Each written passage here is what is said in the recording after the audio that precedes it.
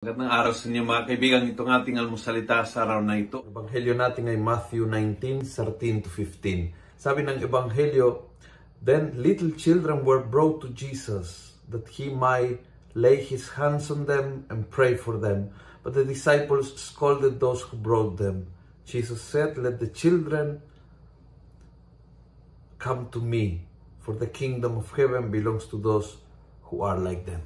Beautiful. Napakabagay sa panahon natin. Ngayon nakakadurog ang puso kapag nakita mo ang simbahan. Well, ngayon sarado, pero even in times of MECQ and GCQ, makita mo ang simbahan na walang bata. Halos 2 taon na walang bata. Nakakadurog ng puso isipin na may isang henerasyon na lumalaki na hindi nakapagsimba ng personal na diretsahan, na hindi nakapagpunta sa simbahan. Extra effort ngayon, mga magulang, mga kuya at ate, mga lolo at lola, extra effort po natin ngayon upang ilapit ang mga bata kay Jesus.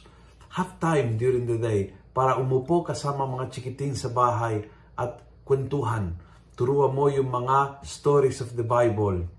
Kwentuhan mo, turuan mo tungkol sa mga sakramento ng simbahan. Turuan mo sila magdasal at samahan mo sila magdasal. Magdasal po kayo sabay-sabay ng rosaryo. Turuan mo sila at bigyan mo ng responsibilidad na bago magsimba tayo online, ikaw ang bahala mag-prepare ng altar, maglagay ng kandila, etc. etc. para mararamdaman na sila ay parte ngayon nitong kaugnayan nating sa Panginoon, na hindi po silang naetsapuera o naiwan sa isang tabi. Gustong-gusto ng Panginoon na lumapit sa Kanya mga bata upang yakapin at pagpalain sila.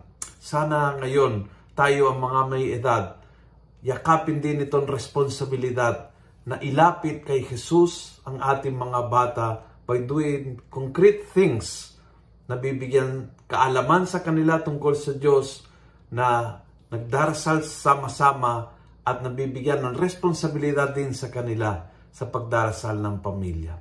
Kung gusto mo ang video nito, please